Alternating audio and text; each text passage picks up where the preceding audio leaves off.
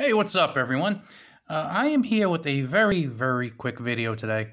Recently, I found out that there is actually, for lack of a better word, maybe a prepping site that the federal government put up. Yes, it's at Ready.gov, and I kind of stumbled upon this accidentally. And, well, it's kind of it. It's really the kind of website where they try and point out all these potential things that might happen to you and how you should prepare for them. Um, it's almost kind of like the sampler view to prepping. Oops, sorry about that. It's almost kind of like the sampler like has winter weather, wildfires, get vaccinated, prepare kids for disasters, emergency alerts, build a kit to make a plan, and it kind of has some kind of I don't know. It's like right now they have holiday cooking safety. It almost kind of like they kind of like throw all this stuff in, and the whole emergency part kind of gets lost. The other kind of complaint I have with it, if you kind of hit the menu here, they actually have like kits you can, ideas for things that you can put in the kits, and some of the things are pretty good. Let's see, make a plan, build a kit. And some of the things they tell you to put in your kits are actually pretty good ideas. Like they say you should have a gallon of water per person per day, and it says for several days. Food, at least a 3-day supply of non-perishable food. Battery-powered or hand-crank radio, flashlight, first aid kit, extra batteries, a whistle to signal for help, dust mask to help filter contaminated air, plastic sheeting and duct tape, moist towelettes and garbage bags, plastic ties, wrench or pliers, manual can opener, local maps, and a cell phone with chargers and backup batteries. And then the CDC jumped in and they added, masks for people, and then they kind of threw a lot of other stuff in that's kind of like specific things to your family. And I think it would have been better off just to say, and things specific to your family. For example, if you take blood pressure meds, take your blood pressure meds. You have a baby, well, you're going to need formula. And they just kind of throw everything in there that you can possibly imagine. What is that? Everything you can imagine, like, fire extinguisher and mess kits, paper cups, paper and pencil, books, games, puzzles. I mean, it's kind of like really crazy stuff. And then they also break it down to kind of your car kit, your house kit, and I guess what they would kind of consider a bug out bag sort of thing. I'm sorry, yeah, because they said you should put it in bags in a plastic container.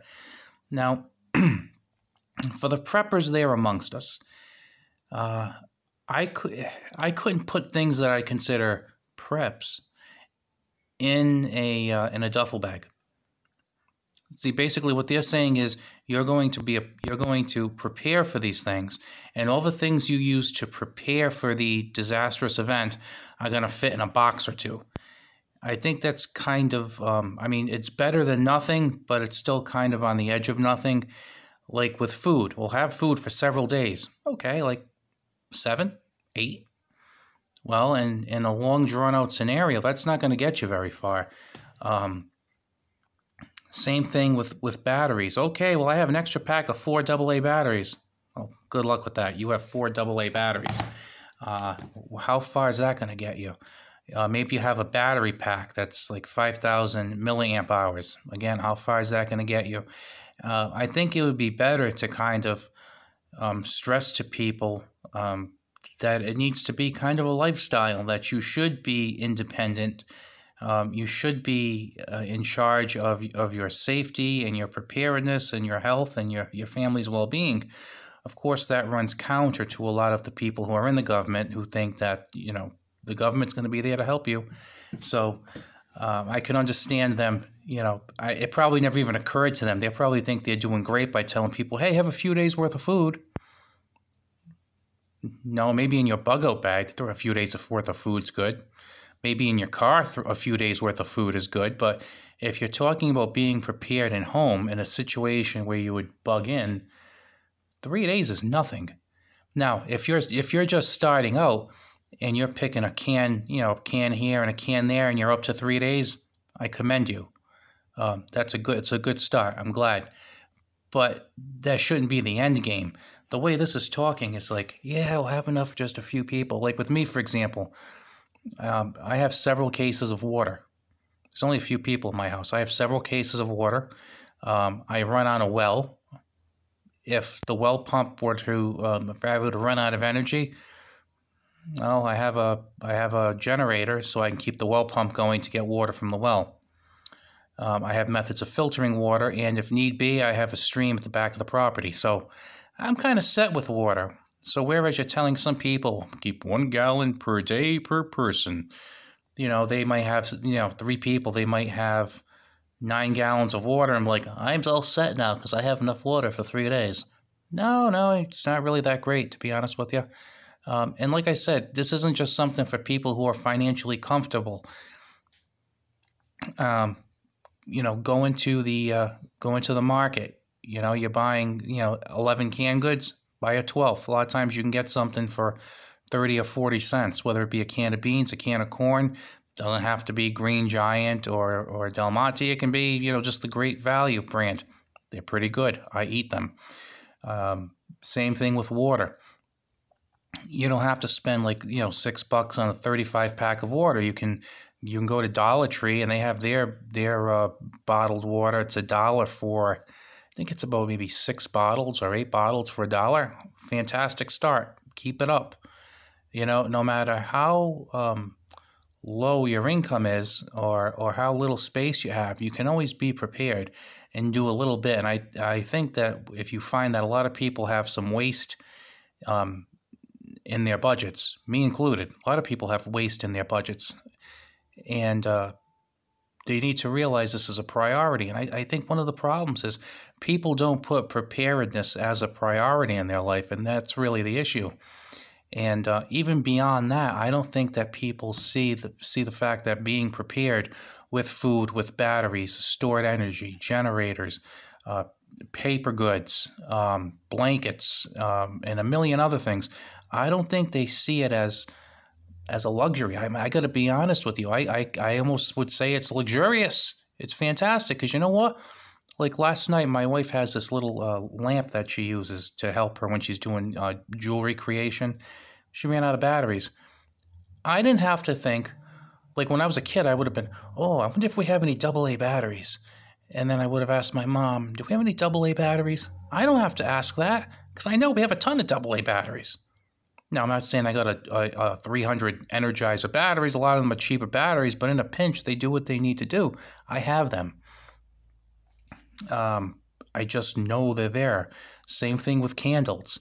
Like I said, we have a generator. If the generator goes out, we have tons of candles. We have all kinds of lanterns, flashlights. We have batteries for those.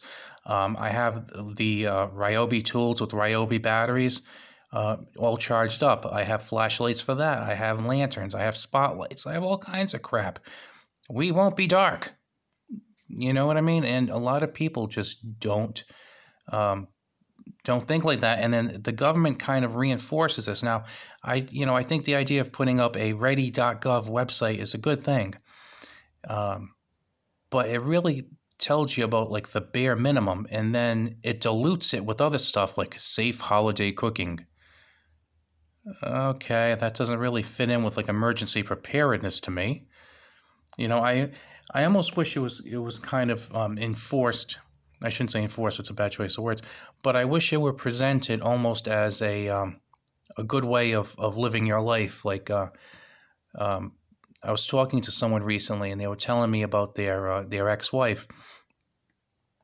And when they were telling me about their ex-wife, he was saying that she has a lot of food stored up in the house, and his son had a bug-out bag, and I thought that was pretty cool.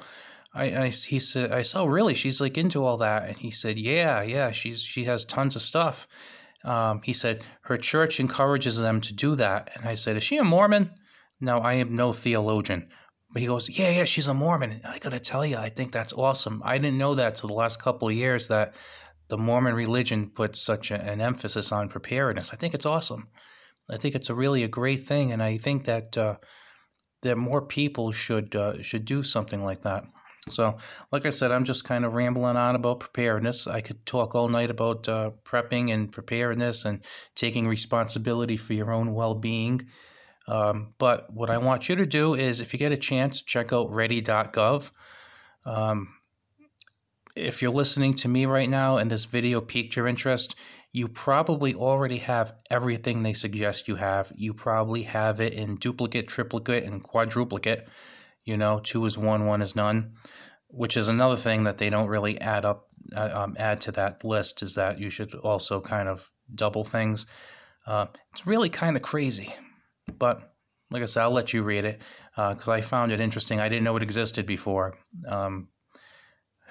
But it's one of those things where if you're really into something, the part that's presented to the general masses often does fall short. It's like if you're a knife collector, you might go to Walmart and see some knives and go, ugh, I don't like those knives. But if for the general masses, those are some pretty cool knives. And then if you go to a knife dealership and you start seeing all these higher end knives, you're like, wow, these are great knives. Whereas that person who thought that the knives in Walmart were great is going to see these and say, whoa, that's crazy. I'm not paying that kind of money for a knife, because they don't see the value in it. Well, just like that non-knife person won't see the value in a high-end knife, someone who's not into preparedness and doesn't understand the importance of it, they're not going to see the benefit and the peace of mind and possibly like the life-saving benefit of being prepared and ready for as many instances that can come up, because we don't know what may or may not come up in the future, but being as ready as possible is not a bad thing. So you guys have a good day, and like I said, please like and subscribe if you are not subscribed. And look out for my new videos that are coming up. I try to get out one a day. Sometimes that doesn't quite work out, but I have been getting at least 5 a week up. So I appreciate the viewerships. I like seeing that people are watching, and maybe I got some people thinking, or improved your situation slightly. I hope. So have a good one. Talk to you later.